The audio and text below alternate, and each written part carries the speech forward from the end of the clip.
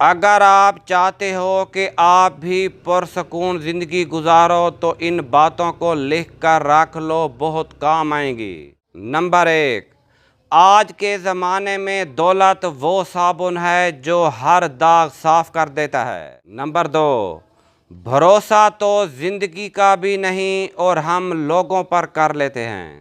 Number 3، جب لوگ پوچھتے ہیں کہ آپ کیا کام کرتے ہو، اصل میں وہ حساب لگاتے ہیں کہ آپ کو کتنی عزت دینی ہے۔ نمبر 4، اس دنیا کا سب سے بہترین تحفہ وقت ہے، کیونکہ اگر آپ کسی کو اپنا وقت دیتے ہو تو آپ اسے زندگی کا وہ لمحہ دیتے ہو جو کبھی لوٹ کر نہیں آئے گا۔